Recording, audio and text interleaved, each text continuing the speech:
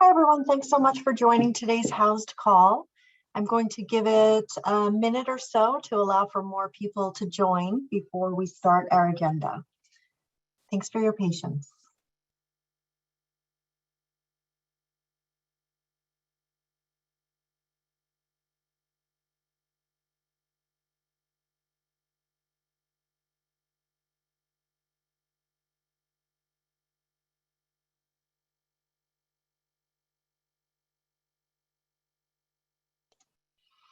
Hi, everybody. Thanks for joining today's call. I'm going to give it another 30 or 45 seconds before we get started in order to allow more people to join. I think we had over 600 people register. So we'll give it a little bit more time and then we'll jump into the agenda. Thanks.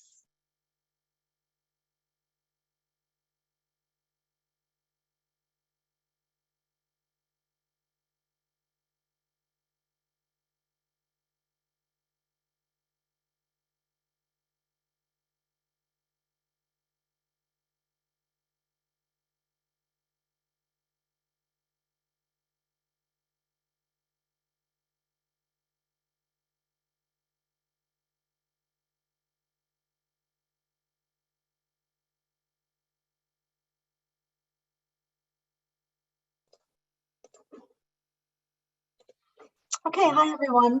Thanks for joining today's National HoUSed Campaign call for universal, stable, affordable homes. I'm Diane Yantel, President and CEO of the National Income Housing Coalition.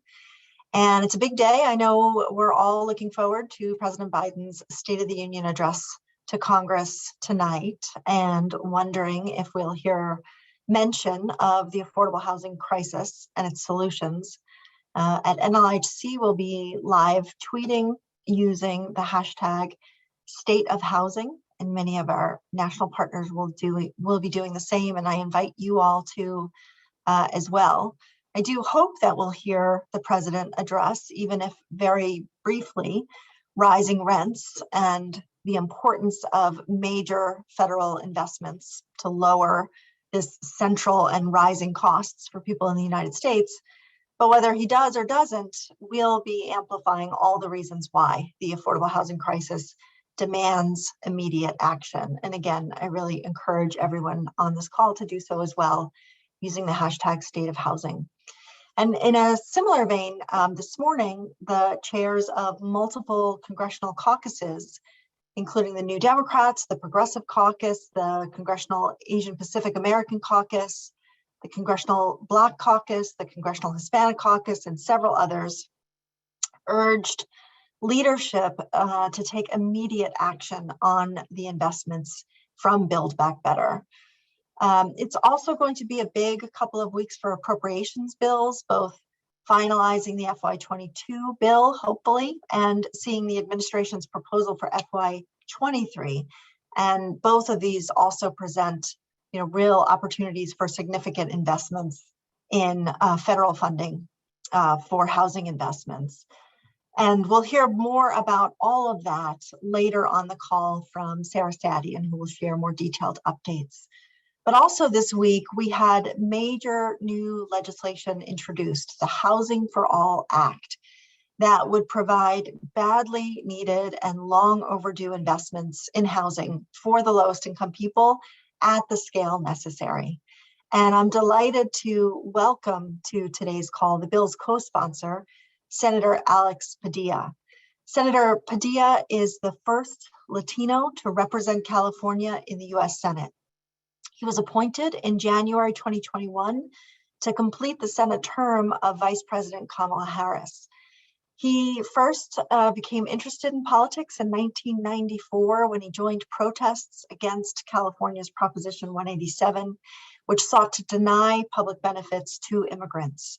And before serving as senator, he was elected to the LA City Council, the state Senate, the Secretary of State, where he oversaw a historic expansion of voting rights and voter participation.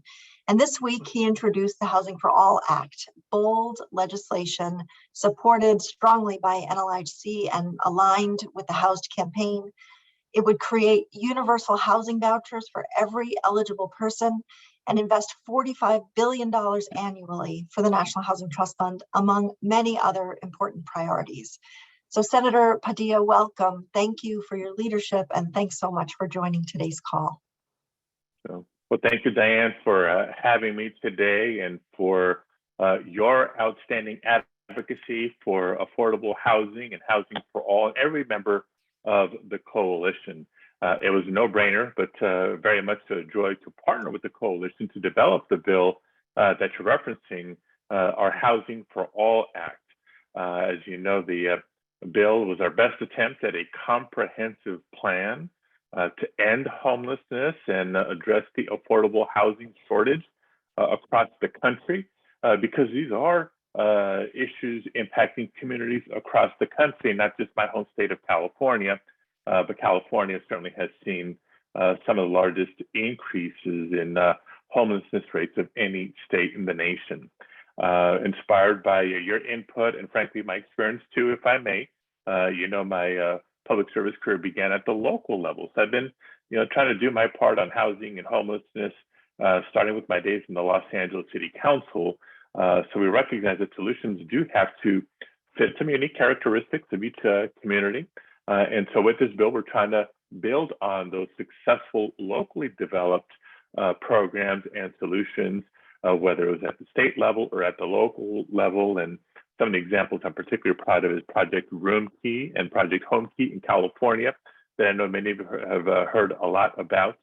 A goal here is simple: try to increase the supply of all affordable housing types, and in so doing also, by the way, address the housing affordability crisis that a lot of communities are subject to while addressing homelessness. So whether it's rental assistance, housing vouchers, all the investments that you spoke of earlier, trying to show that pathway, show our vision.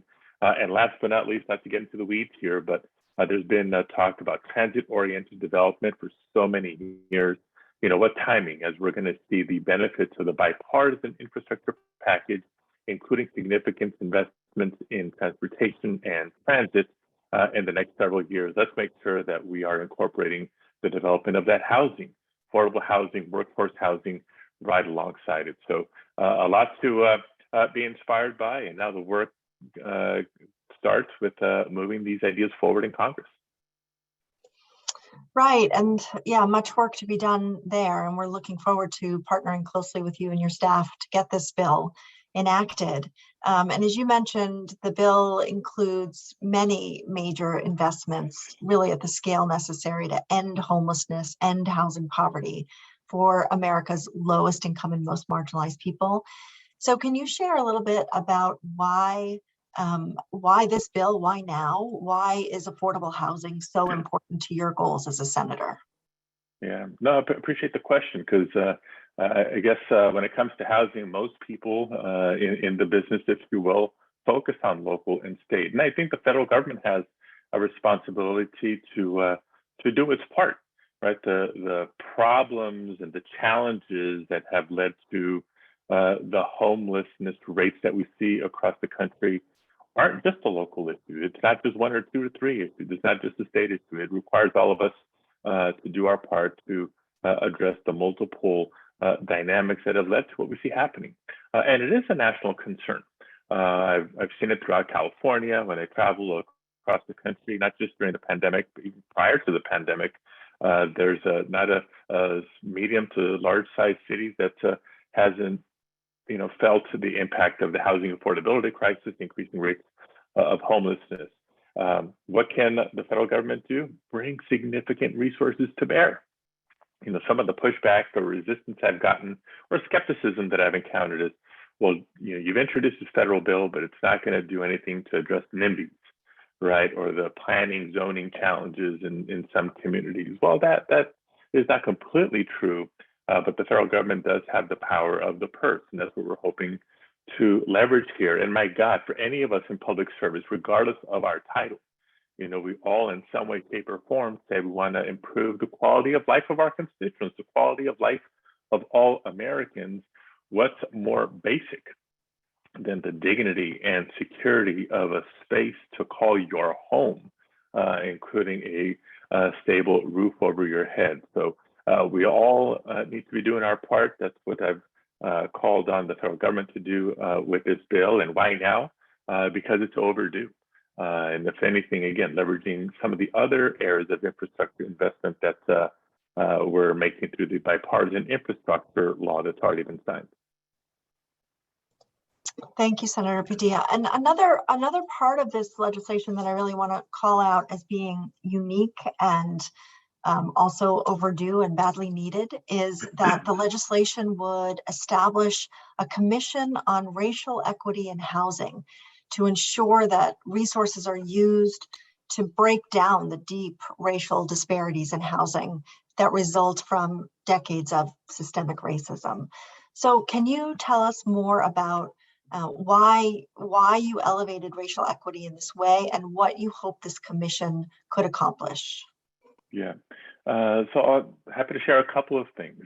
First, part of the timing of it. I don't know about you, but I have heard the term equity cut up out of the mouth of President Biden and Vice President Harris more this last year and a half than I can recall of any administration. So the fact that equity is a priority for the administration, in addition to Congress, to me is inspiring. It's motivating, and we've been through confirmation hearings, through other legislative hearings, consistently asking the equity question, raising the equity lens, whether it's in the healthcare conversation, whether it's in the education conversation, the environmental protection, air quality conversation, and housing is no different. From a personal angle, I can tell you that when my parents bought a home in Pacoima, California, in the Northeast San Fernando Valley, very much a working class community. Today, it's probably about 99% Latino. When we moved in, several of our neighbors were African American. So we're very diverse, but all community of color because of the history of that community. When it came to redlining, Los Angeles was by no means alone in this. You ended up with segregation. And so equity, not just fairness in the housing conversation has been a challenge for far too long in our country. We do have a lot of laws in the books at the federal level, through HUD and the Department of Justice. I know in California, the Fair Employment and Housing Agency is the largest state civil rights entity. A lot of laws in the books to maybe address individual instances of discrimination, enforce the laws, our non-discrimination laws, but our bill seeks to take a bigger picture look. Are we looking at a policy or a series of policies comprehensively and looking at their impact? For all the laws in the books that ban discrimination in housing, whether it's rental or purchasing, we still have significant gaps when it comes to homeownership rates, for example. Significant gaps when it comes to who's the victim of evictions, rightfully and especially wrongfully. So a lot to look at here to improve upon our policies, not just looking at supply for the sake of supply, but looking at it through the equity, fairness, and justice lens. Absolutely, so important. Thank you for sharing it and for elevating in this way. So as you know, the organizations that are on this call today and the many more, the over nearly 2,000 organizations that make up the HoUSed campaign, strongly support these investments in the Housing for All Act and support and have worked towards similar kind of investments in the Build Back Better Act. These major investments in rental assistance and public housing and the Housing Trust Fund that together would be the single largest investment in affordable, decent homes for the country's lowest income people in history. And of course, we are, like many on Capitol Hill, disappointed that the bill has slowed and stalled. So would love to hear from you, from your perspective, what is the status of, if not Build Back Better as a whole, the investments within it, and what, if anything, more can advocates do to push these investments across the finish line? Yeah, well, the second part of your question, what can advocates do? It's, keep doing what you do best. We got to keep pushing, keep advocating, keep speaking up so that we maintain it as a priority, not just for ourselves, but policymakers, especially in the nation's capital. The status of Build Back Better, I know there's an impression based on media coverage, oh, it's stalled, or oh, it's dead, or this and that. Look, what matters here is the substance. And Build Back Better, as initially presented, did represent a historic investment in housing. And I'd love to, see it happen, if not go bigger, as my bill suggests. So ultimately, I am confident we're going to get something done, whether it's in a single big comprehensive bill, or maybe a 2-bill package, a 3-bill package, whether it's called Build Back Better or any other name. The important is to get the substance done. I think what we have going for us is what I mentioned earlier. Sadly, the challenges of homelessness, housing affordability, shortage of supply, it's not unique to Southern California or Northern California or Central California or California. It is a national concern. So I think a lot of my colleagues, most of my colleagues at both sides of the aisle are acutely aware that we need to do something. So we just got to keep the pressure on. I know that there's other world and domestic dynamics influencing the talk of the day or the news of the day. But with our pressure, with our advocacy, I know we'll keep it a top priority for Congress. Absolutely. And I know you'll be watching as closely as we will tonight's State of the Union address. What do you hope to hear President Biden say about housing or homelessness tonight? Yeah. Well, again, I know it's on his mind and that of his cabinet and key staff because it's such a top priority everywhere in the country, from Massachusetts, New York, Texas, California, Illinois, everywhere in between. And I do think here's my pitch. If I had his ear in these hours before the State of the Union, no doubt he's going to talk about Ukraine. No doubt he's going to talk about COVID and where we are. But he will also be talking about a lot of the pocketbook issues, economic concerns that a lot of Americans have. It's not just is inflation real or not, or temporary or not, but all that was in that Build Back Better package that sought to bring relief to working families when it comes to making ends meet. That's why there was a big emphasis on child care. That's why there's a proposal to, reduce what a lot of Americans pay when it comes to prescription drugs. But, when the biggest line item in your monthly budget is your mortgage or your rent, housing affordability, access is absolutely a pocketbook issue for the vast majority of Americans. So it's got to be an equal priority for the president. I know he knows it in his heart. I'm just certainly hoping he puts it into his speech. We're hoping so too. And Senator Padilla, thank you so much for your leadership. Thank you for leading the way and introducing the Housing for All Act. We are behind you all the way, and we look forward to working with you and your staff to move this bill forward in Congress. And thanks so much again for joining today. Thank you so much. Thank you, everybody, for your continued advocacy, and please continue to stay safe. Thank you. Take care, Senator Padilla. Bye-bye. Bye.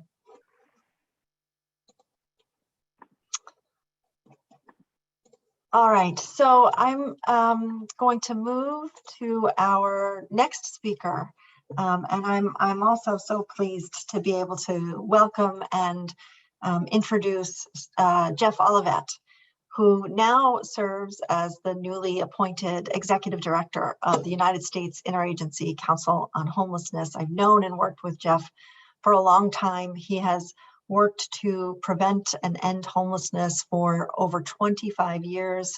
He's worked as a street outreach worker, a case manager, a coalition builder, a researcher, a trainer.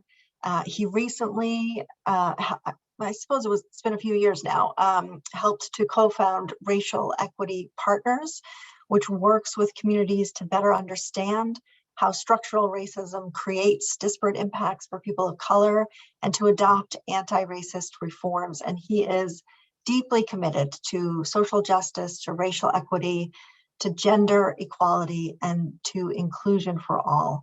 And I'm so glad, Jeff, to welcome you to the call, to congratulate you on your new position, and to hear from you today about the Biden administration's commitment to ending homelessness. Thanks for joining, Jeff. I'll turn it over to you.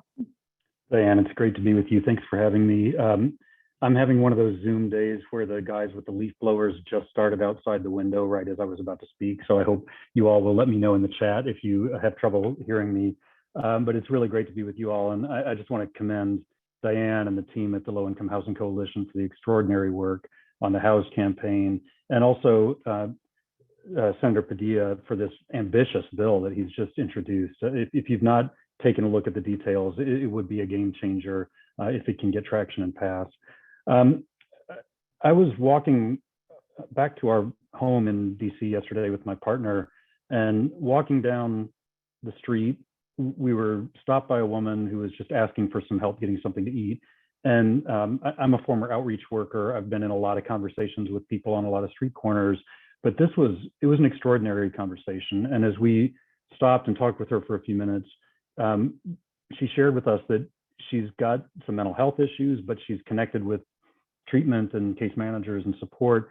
She's HIV positive and connected with incredible healthcare at Whitman Walker here in Washington. She shared with us that she's on the waiting list for housing and hopes to get housing any day. But in the meantime, she's doing whatever she can to get enough money to stay in a motel for the night. She doesn't want to be on the street, and she doesn't want to be in shelters, in large part, and this is where the conversation got very difficult. She's been raped twice and needs to be in a safe place. This was a profound conversation, and such a reminder of the fact that homelessness is a life and death crisis for so many people in this country. And every day that goes by that we don't act at the federal level and at the local level, we are losing brothers and sisters on the street. People are dying. We've been in the middle of a pandemic. We know how fragile life can be. So many of you all have been affected by the COVID pandemic. Many of you have been affected by homelessness and housing instability. This conversation was such a stark reminder of the urgency of our work. We can do better. Here's somebody who's connected with services, has a lot of the pieces in place to stabilize, and simply needs housing. And that is the foundational piece of what it takes to solve homelessness.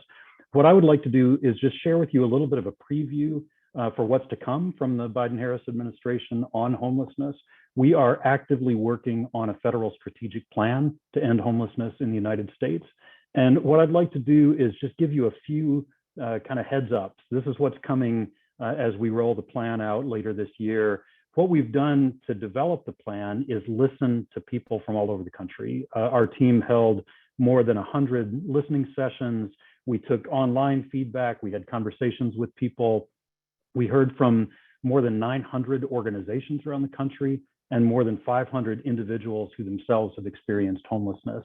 And what you'll see in the strategic plan when it comes out is a deep grounding in what we heard from the field. So first, this plan will lead with equity. You heard this from Senator Padilla and from Diane's questions to the senator a few minutes ago.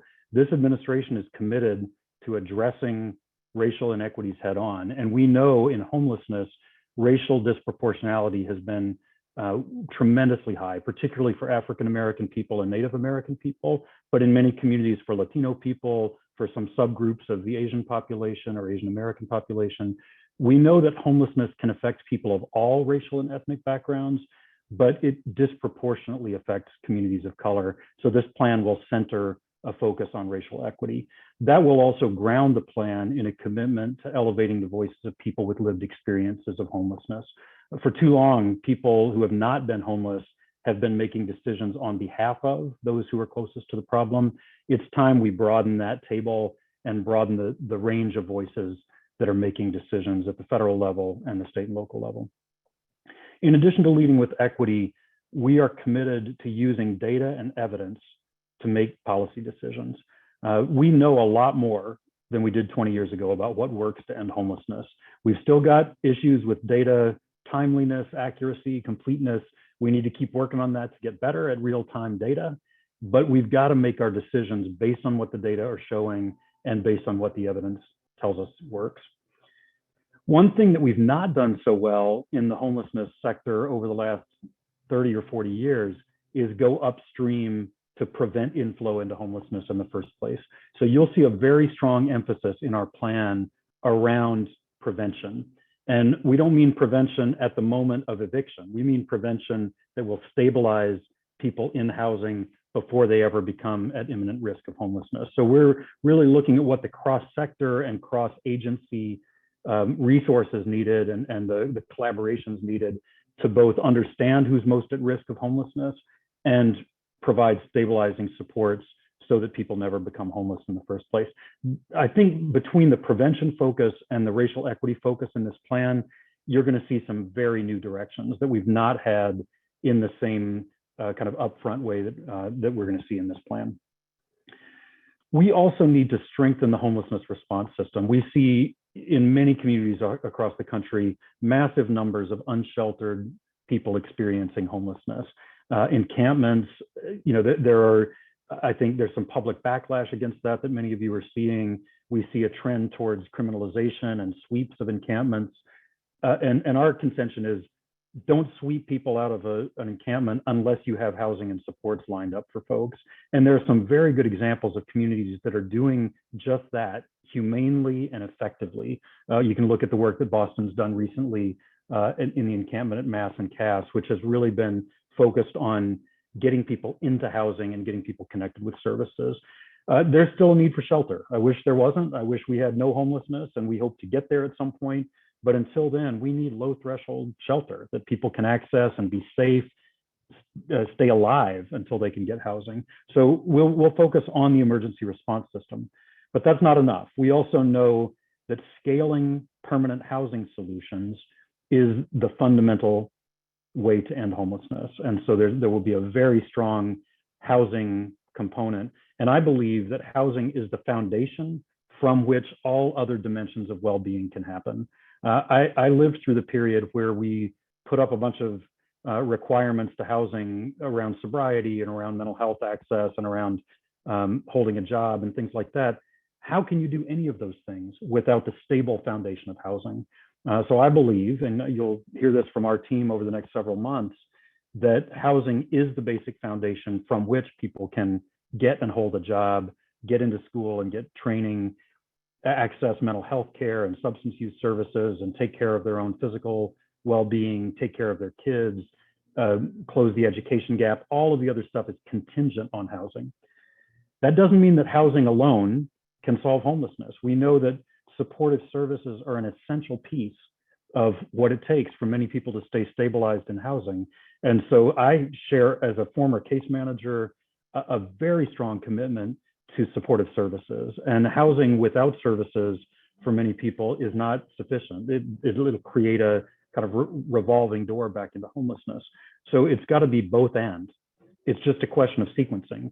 I would not require a whole bunch of stuff to happen before people can get housing. I think housing is the prerequisite for health and well-being and reconnection in community. So that brings me back to the woman we met yesterday evening on 14th Street in Washington. It broke my heart to walk away from her knowing that she'll stay in the street tonight, stay in a motel tonight, hoping that her name gets to the top of the list of the housing vouchers. We can do better. We can do better by her. We can do better by every queer young person of color who transitions out of foster care into homelessness. We can do better by families. We can do better by veterans returning from wars only to end up on the streets and in the shelters of our country. We can do better for the aging population who's increasingly at risk of and experiencing homelessness. We can do better. And when we roll this plan out in the next few months, we're going to need your help implementing it. I appreciate you all for everything you do. The work of the Low Income Housing Coalition and all its partners on this call is extraordinary in championing the cause of affordable housing for all. And Diane and team, kudos to you all for wonderful work. And I appreciate you all giving me the chance to be here this afternoon with you. Thanks so much, Jeff. There's a lot of enthusiasm in the chat box, in the Q&A box, especially the chat box, for many of the things that you said about centering people experiencing homelessness who are closest to the solutions in the design and implementation of the solutions, around cross-sector, cross-agency collaboration and looking upstream. Tina Ray is amplifying your talking about housing as a foundation. Many kudos and lots of enthusiasm. A lot of enthusiasm too around centering racial equity in the work. And a question about what specifically that means, what that looks like, and how USICH will lead in that way.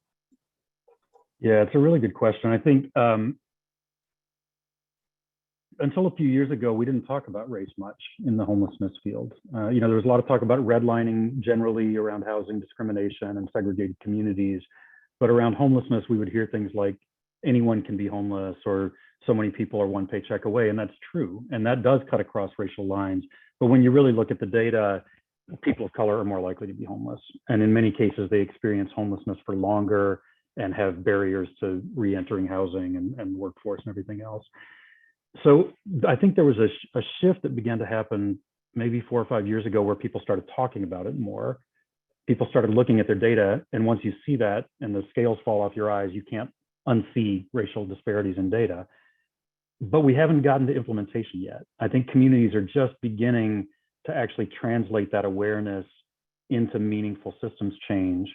We won't know that's successful until we move the needle, until the disproportionality of people of color experiencing homelessness drops significantly. That's the only metric of whether we're paying lip service or actually implementing equitable solutions. So as communities are really wrestling with this, what do? You need to design strategies that are going to move that needle of disproportionality, even on the way to ending homelessness for everybody. Of course, we want to end homelessness for everyone. On the way, you target solutions in a way that serve those most marginalized. And when you do that, then you can create solutions that work for everybody. So I think the next stage in that work, and what I hope that we'll be doing over the next couple of years at the council, is promoting implementation strategies, real rubber meets the road stuff. Here's how to think about your coordinated entry system. Here's how to design prioritization strategies that are equitable. Here's how to think about distribution of housing vouchers and access to supportive services. So I think we've got to get beyond lip service. We've got to get beyond admiring the data, and we've got to get to real action that creates better outcomes for communities of color. Great, thanks, Jeff. There's a few questions here, and I think I'll combine them. From Claudia Swaney asking about our tiny homes, a solution to getting people off the street. Sheila White asking why not rehab abandoned apartment buildings, make them affordable housing. So can you address those questions and sort of what the full suite of solutions looks like from your point of view? Yeah, I think we learned a lot during the pandemic around how to quickly deploy resources around master leasing of hotels and motels, for example. Here's a building that's sitting there. Here are people on the street. Let's match up the resources to make that happen. And I think that was incredibly effective as a bridge, as a way to decongregate shelters and keep people alive and as safe as possible from COVID. So what I hope we do is learn from some of those very quickly deployed solutions during the pandemic and carry some of those forward. I'll just speak very honestly about tiny homes. I'm really mixed on tiny homes. I think it's a category that includes a lot of things. Some look like a little garden shed without plumbing. Some look like a nice micro studio apartment with its own bathroom and kitchenette and that kind of thing. So there's a broad range. I would just say that. I think for the most part, tiny homes are an immediate fix, but they don't solve homelessness for people. I just saw a piece over the last couple of days that kind of said, we're taking people who have already been marginalized, segregated from society, kind of outcast in a lot of ways, and now we're creating this little kind of, not necessarily adequate permanent housing and putting people in a tight geographic area around that. To me, that's not a solution. Now, could it be a bridge? I think communities have to figure out for themselves. I would like to see us invest more in permanent housing options that are, real housing, for lack of a better word. So I think not everyone on this call might like that. I know there are fans of tiny homes. I think we can do better, actually. Thanks, Jeff.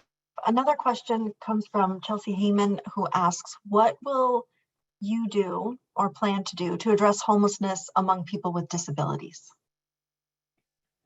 Yeah, we know that people with disabilities are at much greater risk of homelessness. And the question about how do mental health and substance use play into people's experience of homelessness? There's a myth, I think, that mental health and substance use or physical disability cause homelessness. And I actually don't believe that. I think people with those issues are often at higher risk, but we also know that plenty of people with mental health diagnoses, substance use recovery journeys, physical disability never end up homeless. And we know a whole lot of people who are homeless, the majority, don't have mental health and substance use issues. So there's a correlation, but not a causal chain, if you want to think about it like that. We need good support for people on mental health services, on substance use treatment, on physical health and medical outreach. Those pieces all need to be in place. And they are part of the kind of package of solutions to homelessness. But it's also a mistake to promote the idea that everyone who experiences homelessness has mental health issues or substance use issues. It's simply not true. You'll hear very soon from this administration a massive push on mental health, which I'm really excited about. The White House just released a press statement about an hour ago about a new White House initiative on the nation's mental health. And I'm hopeful that we can really tie that into homelessness and stable housing.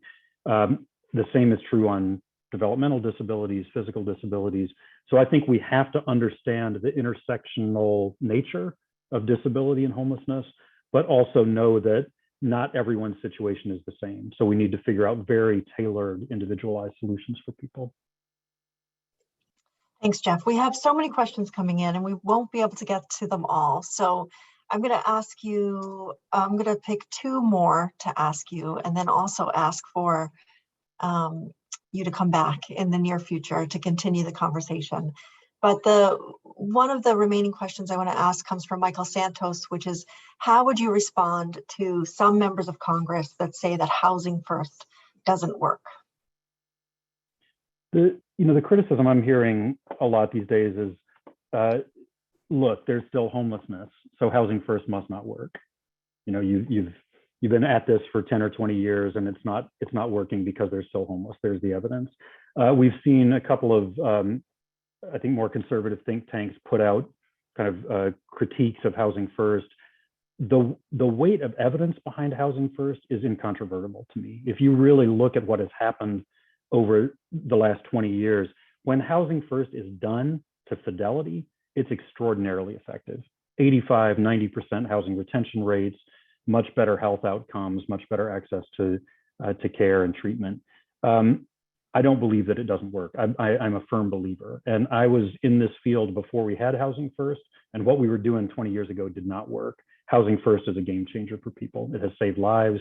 It has created incredible housing stability for so many people. One problem is that we've never scaled it to meet the need. The other problem is we've never turned off the faucet. So if you look at the data coming out of Los Angeles, something like 206 people are exiting homelessness every day, primarily with the housing first approach. It's extraordinary. We've seen that in Milwaukee. We've seen that in communities across the country. But if you have people newly becoming homeless, the net effect is we never end homelessness. But it's the wrong diagnosis to say, because there's still homelessness, that must not be working. That actually is working. It's working at the individual level. It needs to be scaled up and it needs to be paired with a serious prevention strategy. That's where we can really end homelessness. Thanks, Jeff. And last question for now, it comes from Abby Ang, who says, in your opinion, what would constitute proper support and services when it comes to sweeps? In the town that she used to live in that had sweeps, many people cited the available shelters as adequate support and services, but lots of unhoused people didn't want to go to the shelters for various reasons. They were worried about COVID, worried about getting into fights, etc. Yeah, I mean, shelter is an emergency Band-Aid. It's not a permanent solution. I think the permanent solution is housing and wraparound supports. To the question about what's the right kind of combination of supports, that's got to be driven by the individual. For some people, that's access to healthcare. For other people, it's job support. For some people, it's mental health case management. For some, it's childcare and transportation. So I believe that services should be readily available. This is true in terms of suites, and it's true in terms of kind of longer term solutions. They should be readily available, but driven by individual choice. We've not done a great job at either one of those things. So, I think there does need to be a wide range of services and supports available, and that's going to look very different for different people. I think if you look at, I mentioned Boston earlier around their, the way they have dealt with an encampment at Mass and Cass, and it was very much driven in concert with the public health department, with the Boston Medical Center, with Healthcare for the Homeless, providing all of these supports and connections for people to make sure that people weren't just kind of shunted into shelter or moved around town, but done in a really thoughtful way, tied to permanent housing, tied to some bridge housing options that kept people stabilized in the moment, but also provided that access to supports. So to me, it's inhumane to just move people along if there's not a thoughtful option put in place around housing and supports. If there's a thoughtful option, then I think there can be coordination with law enforcement and cities to try to figure out what do you do with folks who maybe are still reticent to accept some of those supports. But I think what communities are finding is that most people do want housing. Most people do want the supports you provide if they are low threshold enough that people can actually make it work for them. Thanks, Jeff. So as I said, there's so many more questions coming in, questions about addressing homelessness for families with young children, addressing homelessness for people facing with criminal records, for people with mental illness. So what I'll say is, I know that we all look forward to seeing the plan that you and your team put out soon. And so just two final quick questions are, one, when can we expect to see that plan? And two, will you come back on soon after it's published to continue the conversation? Happy to come back on whenever you'll have me. We've also got an extraordinary policy team focused on DC and an extraordinary national initiatives team covering the country. So I'll volunteer them as well. Pull us all in anytime you want to. In terms of the timing, we've taken all the feedback we got. We've got a working draft of the plan, which we're now working through our council, which is made up of 19 federal agencies. We're working with the White House on kind of how to shape all of it and make sure it's really comprehensive and the right level of detail. We hope to have a formal vote at our next council meeting, which will be in early June. And then there's a final federal clearance process that it has to go through. So our working timeline has us getting this out hopefully by midsummer. There could be some things that derail that timeline around just moving it through the channels it needs to move through. But we're also not waiting to begin moving on some of the things that we know are going to be present in the plan. So ideally midsummer, happy to come on before, during, or after that. And then, as I said earlier, we will need everyone's help in the implementation of this ambitious plan. Great. Thanks so much, Jeff. We look forward to seeing the plan, and even more so look forward to your leadership at USICH. So thanks so much for joining today. Thanks, Diane. It's been great to be with you all. Take care. All right, now I'm going to turn to our next speaker, which is Noel Poyo, who is the Deputy Assistant Secretary for Community Economic Development at Treasury, where he oversees the administration of the Emergency Rental Assistance Program. Noel has been on our call numerous times. We've worked very closely with he and his team at Treasury and at the White House, and have really been so pleased with the efforts that he and his team have put in, the partnership that we have had to ensure that these emergency rental assistance dollars reach the tenants who need it the most, the lowest income and the most marginalized people. And to that end, there's some very promising new data that the Department of Treasury has analyzed and released, and I'm really glad to have Noel join us today to share it and hopefully have some time to answer some questions that might come in more broadly about ERA. So Noel, thanks so much for joining us again. I'll turn it over to you. Great. Thank you, Diane, as always. It's a pleasure and honor to join you all on this call and elsewhere. Begin by apologizing to everybody to not to show my face today. Got a few stitches, so I figured I would go a little bit more Phantom of the Opera rather than Frankenstein, and so we'll work with that. So, you know, I want to share some about some new data that we released last week, but I also just want to give you, you know, sort of an update on where rental assistance is. And you know, the end of last year, December 31, at that point, 3.8 million payments had been made with emergency rental assistance from state, local, and tribal grantees under the Emergency Rental Assistance Program. And we had seen over since the end of the federal eviction moratorium that evictions have remained below historic averages. And so we're continuing to see that trend and really excited about it. But this question about who is benefiting is something that we really needed to answer. And we were collecting data at the Treasury Department. We were seeing data come in, and we were encouraged. But last week we were at a point where we felt like we could release a very significant chunk of data from last year to explain more deeply who was accessing rental assistance. And you know, first and foremost, we were already releasing some information about, you know, sort of the income targeting, the extent to which people at different income levels were receiving this assistance. But we released data last week that showed that over 80% of households receiving emergency rental assistance in 2021 were below 50% of AMI. They were very low income. And if you drill down a little bit deeper within that, over, you know, about 60% were below 30% of AMI, extremely low income. And so we know that this money now really conclusively is reaching, you know, many of the very lowest income people, renters out there in the economy. People that we know are really struggled through the pandemic. But we also were able to put out data on demographics of who is receiving the dollars. And it shouldn't be a terrible surprise, right? If you look at the demographics of very low income America, they are unfortunately disproportionately tilted towards people of color.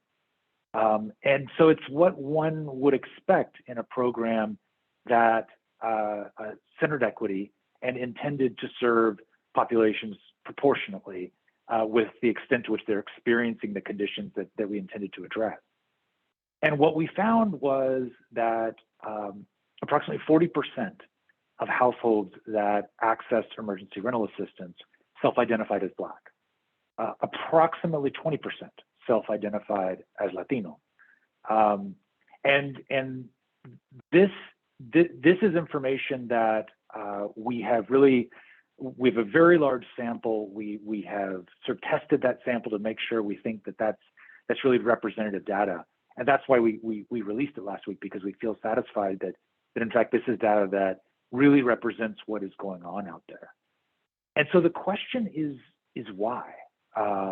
We are encouraged by that outcome because we know that these are communities that, again, the data tells us were impacted by COVID.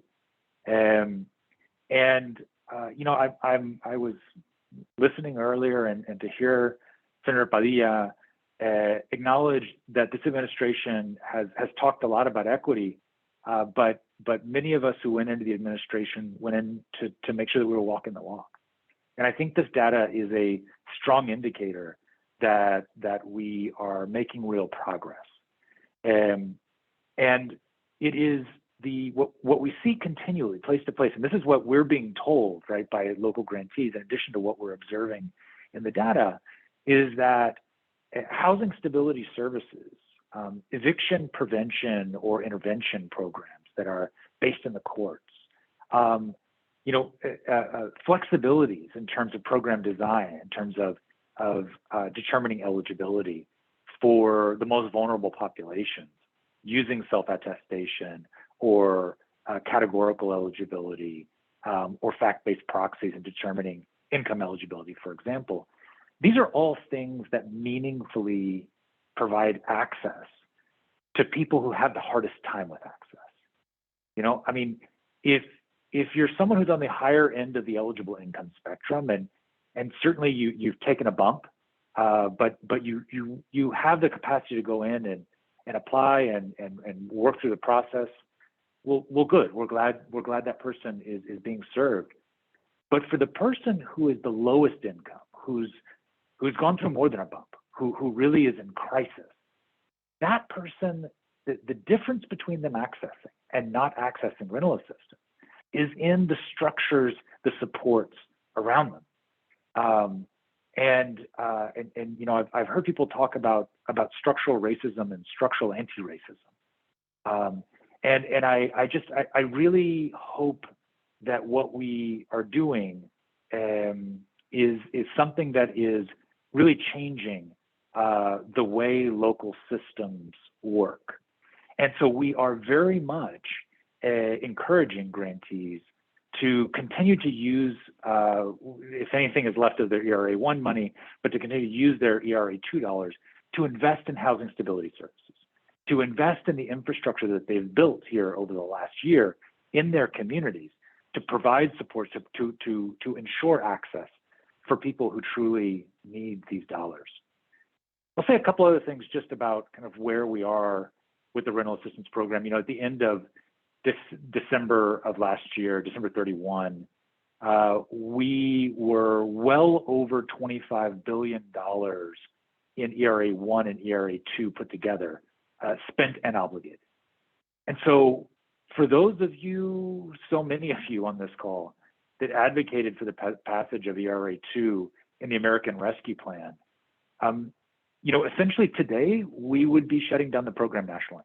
We'd be very close to, I mean, we are essentially done if $25 billion was where we stopped. And so, you know, on behalf of a bunch of people who you may see and who you may not see, thank you for all of your advocacy, because we are continuing to meet the needs of very low income renters, of vulnerable people in this country, because we still have resources. But those resources are dwindling rapidly. We are seeing these dollars being put to use rapidly. And so we've also, the Treasury Department has been, while we have been engaged in a reallocation process, trying to move dollars as quickly as we can from places that have excess funds or unused funds to places that need it.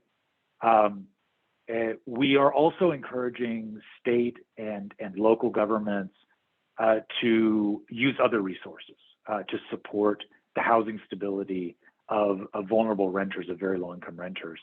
And, you know, the state and local fiscal recovery dollars that Treasury has made available are absolutely available to use. It is an eligible use to use it for rental assistance. And in some cases, those dollars maybe were budgeted and used for other purposes, but what they resulted in was a surplus in the budget in that state or local jurisdiction. And so whatever the resource is, right, we are continuing to message that we are going to have to get used to the idea that rental assistance is being used, it's being used rapidly, and in many places, there may be the need for other resources to come to bear on this. And hope that you will engage with the folks in your community to really think about those things and figure out what's best for the community where you live, where you advocate.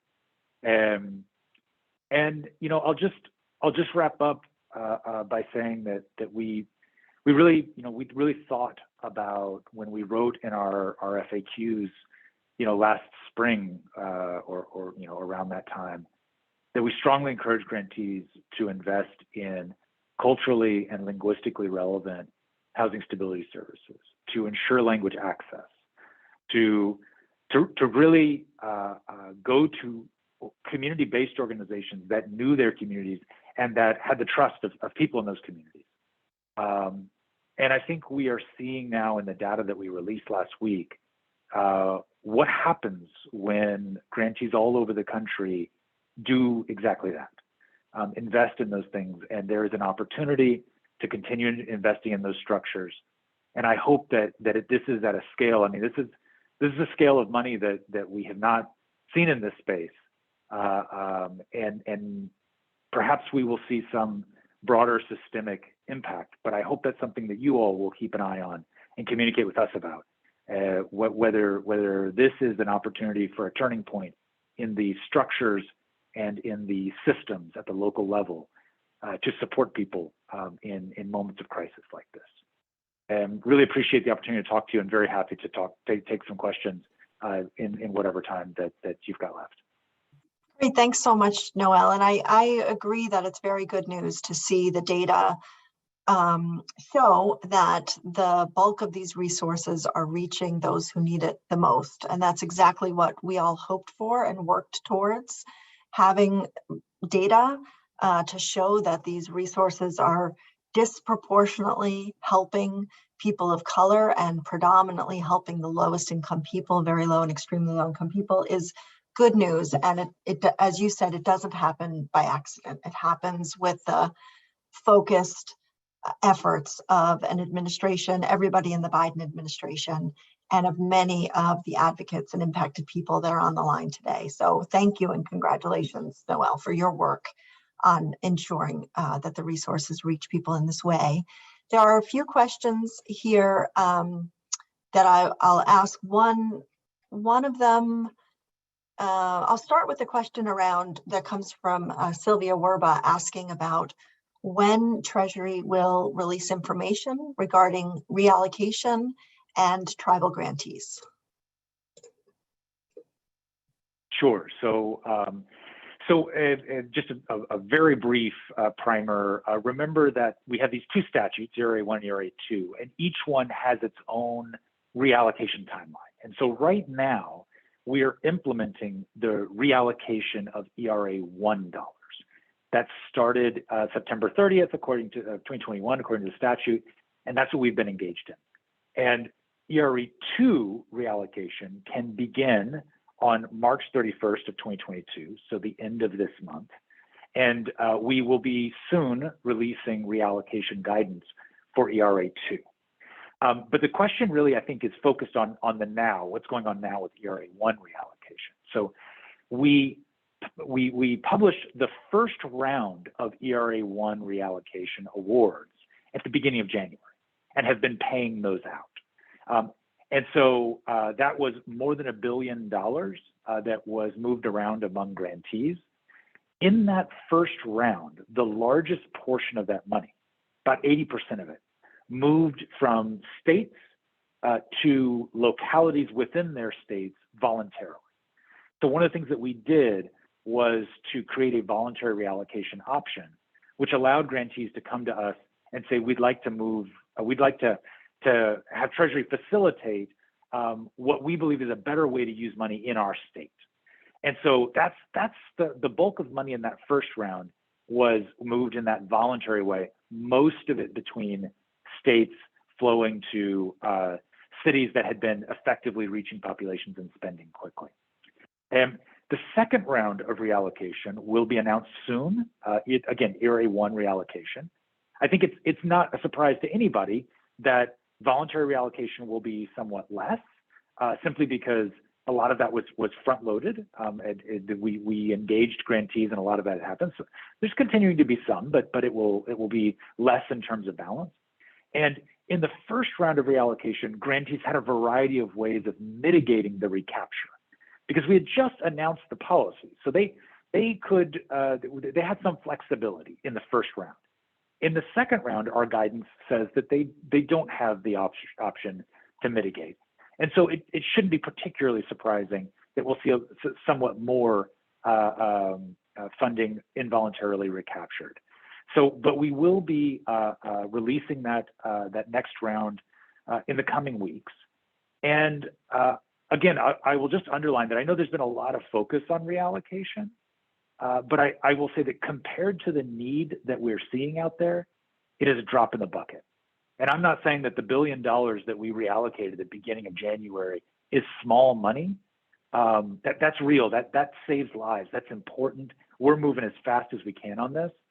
But I will say, in comparison to the well over $10 billion in need that we saw expressed just in that round and continues to see documented by grantees, it's quite daunting how much need there continues to be, and helps us understand that we should be thinking about all of the resources that could be brought to bear to address this emergency situation, because reallocation is not going to solve or get anywhere near solving the extent of need we continue to see in the market. And God willing, that is going to subside as we move further away from the worst impacts of this pandemic. But that's where we are now. And so we are just focused on, I mean, we've got a lot more work to do. We're focused on moving this money and continuing to bear out what we've seen in the data to date. Noel, another question comes from Jorge Acosta Palmer, who's asking if Treasury will take action against emergency rental assistance programs that refuse to pay tenants directly after a landlord fails to cooperate as required by ERA2 award grantee terms. So it's a good question. We've been very clear in our guidance about the kinds of policies that grantees must put in place and policies that we encourage grantees to put in place. And around the direct-to-tenant payments, the ERA1 statute did not allow us to require it, so we strongly encouraged it. We had that flexibility with ERA2, and it is required in ERA2. And so as many grantees are moving to ERA2, that question certainly becomes more relevant.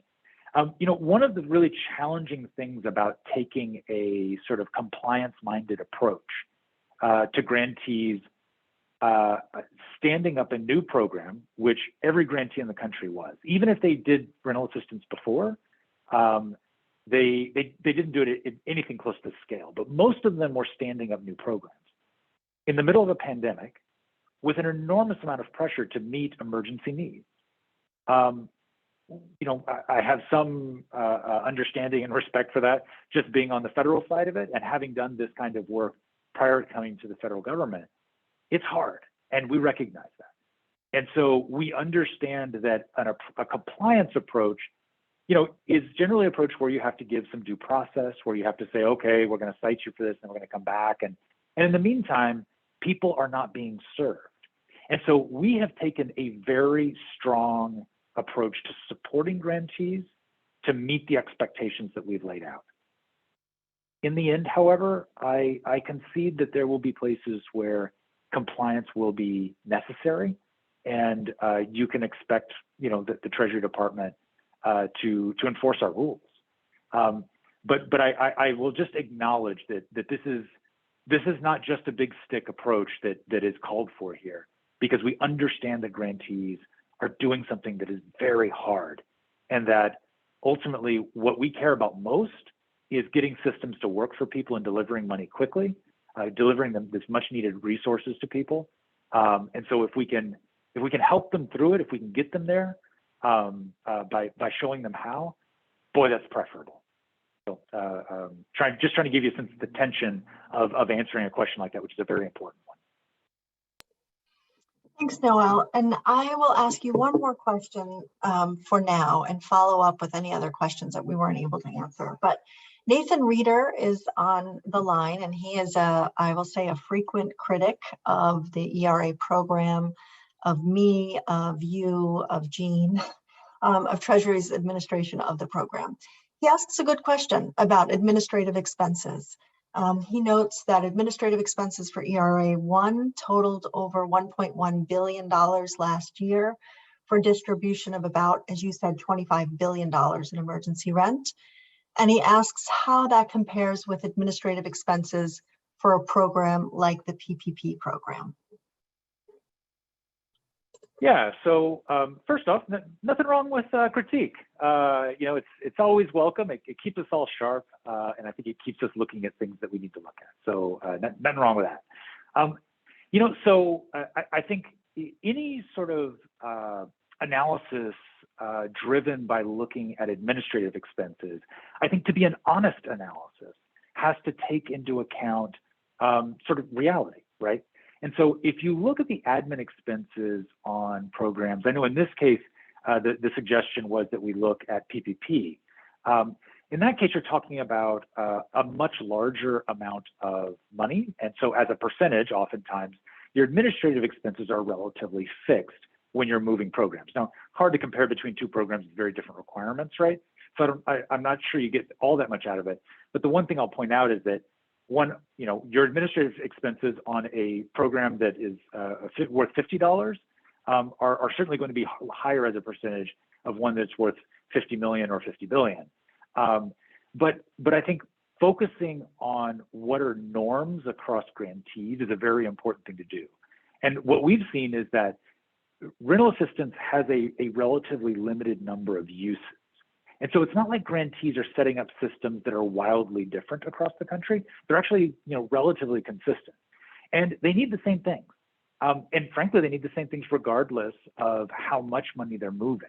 And so we will naturally see, as one sees, frankly, in the administration of any program, that smaller programs will have higher admin expenses. And that's simply because, as a percentage of their total program, and that's simply because they still have to hire the staff and they still have to set up the website and hire the IT contractor. And these are things with relatively fixed costs, right? And so these are things that we have to take into account when we're looking at what is reasonable. But I think just looking at a percentage of admin is a very poor indicator of whether a program is being operated effectively or consistent with the expectations, and particularly in an emergency situation where one oftentimes incurs expenses that you might not normally because of an emergency, right? So in any case, complicated issue, good issue, glad for the question, and always interested in engaging in that discussion. Great, thanks, Noel. So we're out of time for today. We do have some additional questions that I or Sarah will follow up with you and get answers to, and we'll be sure to share those out with the full network that's on today. But I just want to thank you again, Noel, for your work, your hard, good work on this program and beyond. And thanks again for joining the call today. Thanks very much for the opportunity. Always a pleasure. Take care. All right, next on our agenda, I'm going to turn to my colleague, Sid Betancourt from NLIHC to talk about our new issue of Tenant Talk that focuses on ERA. Sid, I'll turn it over to you. Thank you so much, Diane, and hello, everybody. As Diane said, my name is Sid Betancourt, and I'm a housing advocacy organizer with the Coalition. I don't plan on taking up too much of your time today, but I just wanted to tell you all about the most recent issue of Tenant Talk titled Emergency Rental Assistance at All Angles. Next slide, please. So for those that may not know, Tenant Talk is a semi-annual newsletter created by NLIHC alongside community partners and tenants to engage tenants and residents in housing advocacy. In the winter issue that was released on Thursday, as I alluded to in the title, is on emergency rental assistance, also known as ERA. And the issue contains articles that focus on ERA programs and explore how ERA has impacted tenants navigating the economic challenges of the pandemic. And you will read articles from our partners across the country discussing efforts to increase access to ERA for tenants who are facing rent debt. And per tradition, this issue will also include tenant perspectives that will dive a little bit deeper into the tenant's experience with the ERA program. And you'll also find articles on tenant protections, Capitol Hill updates, and NLIHC's most current research. You can also access the digital version of Tenant Talk at the link that Elena will put in the chat. And if you'd like to request a paper copy of Tenant Talk, you can do so with the link that Elena will put to the form in the chat. And a quick note, if you've signed up for a copy in the past, there's no need to fill out the form again unless you're updating your address or updating how many copies of the publication that you'd like. And there will be more information on the Spanish edition of Tenant Talk coming soon, so just stay tuned to our memo in the coming weeks for that update. Next slide, please. And then I also just really quickly wanted to take this opportunity to invite you all to NLIHC's upcoming Tenant Talk live webinar coming this Monday, March 7th at 6 p.m. Eastern time. It's going to be to celebrate the release of this new edition or new issue of Tenant Talk on ERA. And we'll be inviting some of the authors from the publication to discuss some of the strengths, prospects and opportunities for ERA and tenant protections moving forward. So if you are a tenant or a resident, and of course other folks are also welcome to join, you can do so by registering at the link that Elena will drop in the chat. All folks again are welcome to join. And then I'll also quickly just say, if you want to join our Tenant Talk Facebook page, we'll be dropping that link in the chat as well. It's just a way for tenants in our network to stay connected and share resources with one another. And then next slide, please. And again, just thank you for having me here and giving me the opportunity to share our new issue of Tenant Talk with you all. If you have any questions, please feel free to contact me using the information on the slide. We also encourage folks with lived expertise to reach out to myself or our outreach, or literally anybody on staff if you'd like to share your experiences in upcoming Tenant Talk Lives or in Tenant Talk publications. And again, thank you so much. And I will give the floor back to Diane. Great. Thanks so much, Sid. Thanks for that update and useful information. And thanks for your great work on coordinating and editing this latest edition of Tenant Talk. Great work. So now I will turn to our field update for today, which comes from Carol Bodine from Nebraska Housing Developers Association. Carol, thanks so much for joining. I'll turn it over to you. Thank you so much, Diane. I am excited, humbled, honored to be speaking to such a large group of people focused on affordable housing and homelessness and just generally helping people throughout the country. I am new to my position. I just started with Nebraska Housing Developers Association in January. However, prior to that, I had worked for a small nonprofit that developed affordable housing in a community of about 25,000 in West Central Nebraska. So it's been fun to be able to be on this end of it and be able to advocate and try to have a greater impact for those people that are working to develop housing in our state. Our organization is a nonprofit. It's a membership association. We have about 70 plus members. We have members who range from for-profit, low-income housing tax credit developers to small nonprofit developers such as the one that I came from. So one of the things that we do focus on is we have narrowed down our mission statement to saying that we champion affordable housing. And so that is our utmost goal. And while we support housing for all people, we definitely, our heart is with our low to moderate income population. So Nebraska has a housing shortage, no surprise, as much of the country has, and obviously has an affordable housing shortage, and we've had that, and now it's coming to the forefront because with our labor shortage, we have a 1.7% unemployment rate here in Nebraska. Now it's coming to the attention of our employers and businesses and corporations that their employees don't have any place to live either. And so housing is receiving a lot of attention here in Nebraska right now. We are in the middle of our state legislative session. We are the one state that has a unicameral state government, so we have just one house. The focus is on allocating money from the American Rescue Plan Act. And so we right now have about 10 bills that are in front of our Appropriations Committee, introduced by 7 senators. So the bills range from affordable housing, from what we are calling, or what the state has called workforce housing, both urban and rural, low-income tax credit projects, homelessness, low-income energy assistance, and housing and job training for refugees.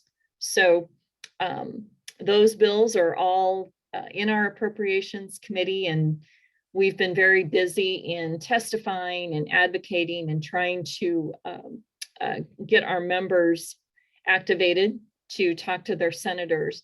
We are very hopeful that we can get a sizable amount of money coming out of this legislative session to really make an impact on our housing shortage. And we will, our top priority is to focus on getting as much as we can to help in the affordable housing arena.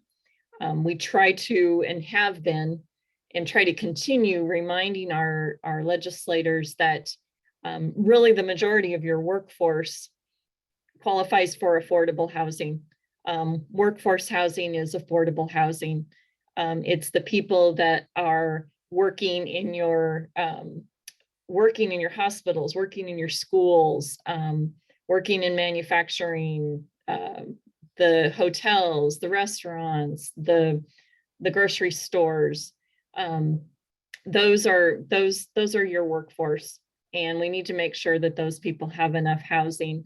It's a big concern right now that in many areas, as these houses come up for sale, investors are purchasing them and then putting them out to rent. And so we're lowering that pool of houses out there for first-time home buyers and families who need to get started. And so you know, and oftentimes then those rents are not an affordable rent. And so we're really excluding some people. And so it's a concern. And I guess we have a hope that if we can get some of this rescue plan money, that we can get it into the hands of people who will be using it to increase our affordable housing. The other big thing going on in Nebraska is, you may have heard, our governor was one of, I believe, possibly only two governors that has proposed turning down a second round application for emergency rental assistance. And so there's a bill in our legislature right now to compel the governor to apply for that funding. So that has been a rallying point as well. So that's kind of what's going on here in our state right now, and what we're focusing on with our organization. Thanks so much for that, Carol. You may have noticed I switched places with Diane. Yes. She had a technical difficulty, but I want to thank you so much for joining on the call. Absolutely. I did have a question about some of the bills that you mentioned. You mentioned that there's several of them that you're working on through your legislative process. Yes. Are there any that you think are best poised to be able to be enacted this year? And if so, maybe you could give us a hint around what those would be. Absolutely. What we are seeing, our governor proposed an appropriations bill through the speaker of our legislature. And so what we are hearing is that when it comes to the American Rescue Plan Act funds, and ARPA, as we've been shortening it, is that's the bill that will probably become the vehicle. And all of the other bills that the other senators have introduced, we feel that those will be combined into that legislation. And so what our focus is right now, we supported all of those bills. And then now we are reaching out to our appropriations committee members and asking them to, in the final version of the bill, asking them to include as much as possible for these housing projects, with an emphasis on affordable housing, because that's where we really feel like that there's a need. So that's great. That's a very similar tactic to what we do at the federal level too. We have a vehicle and we try to add as much as possible onto it, but I want to wish you the best of luck in that work, and maybe you can get back to us as your legislative session moves forward. And just want to thank you for joining us. Yeah, we should know more. We should see the bill that's going to go to our legislative floor toward the end of March. And then our session this year ends mid-April. So things are moving quickly. Wonderful. Thank you so much. You're welcome. Thank you. So moving along, I will give the closing update on today's call about what's happening at the federal level. You may have heard that President Biden is going to give his first official State of the Union address of his presidency tonight at 9 o'clock before a joint session between the House and Senate. We will be watching that, and you might be watching that as well. The president is expected to talk about the COVID-19 pandemic, his domestic policy agenda for the remainder of his term, including the nomination of the first Black woman, Ketanji Brown Jackson, to serve as Supreme Court Justice, and likely the Russian invasion into Ukraine. Our hearts and thoughts are with the Ukrainians now. We're going to be closely monitoring the State of the Union and we're going to be looking at it for insights into what the president's strategy will be when it comes to advancing pieces of the Build Back Better Act. And as you guys know, the bill that passed the House late last year included many of our top priorities, about $25 billion to expand rental assistance to another 300,000 households, $65 billion to preserve public housing for its 2.5 million residents, and $15 billion for the National Housing Trust Fund to build about 150,000 new homes for people with the lowest incomes. And negotiations have largely been stalled since December, when Senator Joe Manchin said that he wouldn't vote for the bill as it was written then. And since then, for the last couple of months, we've seen that it's been unclear about exactly what is the path forward and what, if anything, can garner the support of all the Senate Democrats and nearly all the Democratic House members, which is needed to pass the reconciliation package. We have heard reports that President Biden is going to shift his emphasis away from Build Back Better. So you might not even hear him use the terms Build Back Better in this speech. And instead, he's going to focus on his plan to shore up the economy and strengthen it, those pocketbook issues for households. It's likely that he might mention specific pieces that were in Build Back Better. We're hearing he might talk about climate change, childcare, healthcare, but the framing of it is going to be new. I think he's going to be framing it around inflation and ways to counter inflation so that people aren't so challenged with their pocketbooks. We're also seeing that sort of tweak in messaging among congressional Democrats. Again, not using the language of Build Back Better, but focusing on what those families would do for, what those investments would do for families.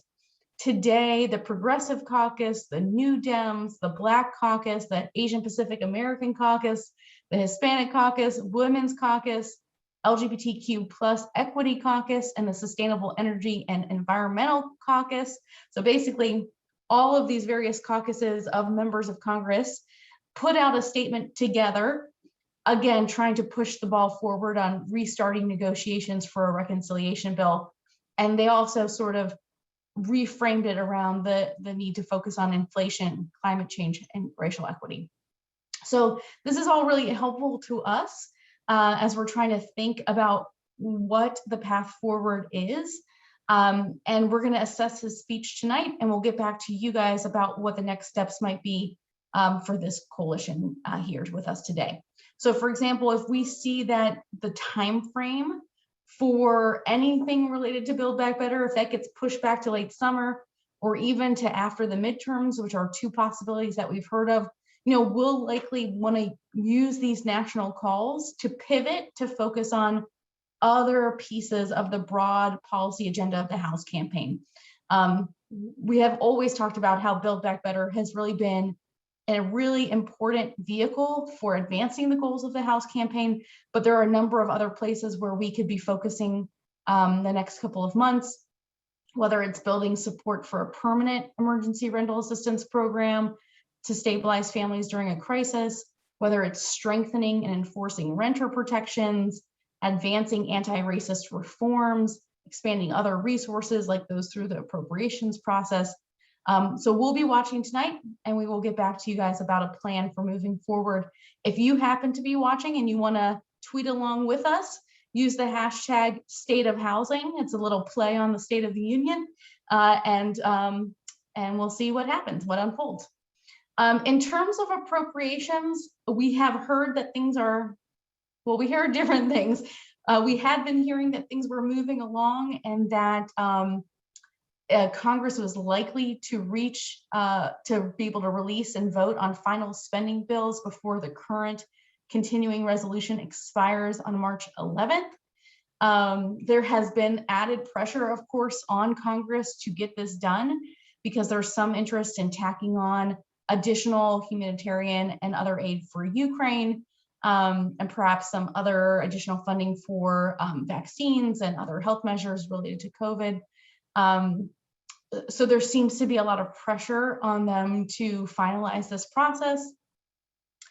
That means that we have heard that we could see final spending bills for FY22 as soon as March 8th, which means we really have 1 week for us to make one really hard final push to get as much as possible out of the spending process. So we're encouraging you guys to continue to make one final effort to reach out to your members of Congress, especially both Democrats and Republicans, because all of them are needed to pass a spending bill, and to encourage them to fund housing programs at the highest level possible, but also more specifically to include the House's proposal to expand vouchers to an additional 125,000 households.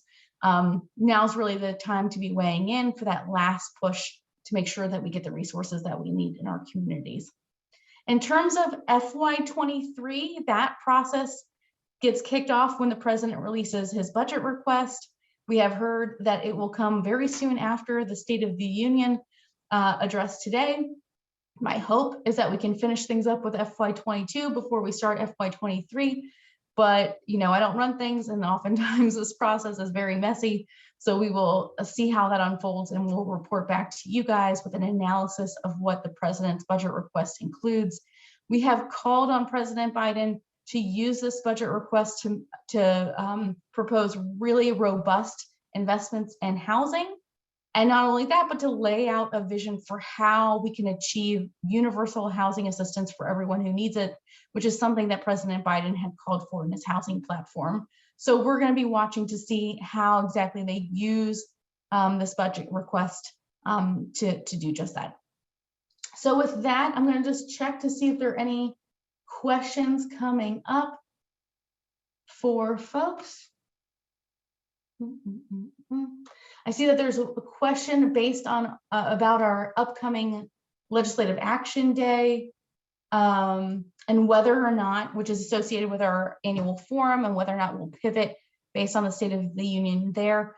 Yeah, we're very focused. Our forum is later in this month, in March. We typically have 2 days of activities, but then on the third day, a lobby day or a Hill day. We're still going forward with those plans. We sort of had a sense that Build Back Better might get pushed back a little farther than a farther timeline than we were hoping. So we're already planning on what are the priorities that we all can be pushing for together on that legislative action day and also for the rest of the year. So great question there from Housing Action Illinois. And then let me see if there's anything in the chat box. I don't think so. So I want to thank everybody for joining us today. Appreciate your efforts for advocacy around Build Back Better and other housing, bold housing policies. And we'll talk to you next week. Bye.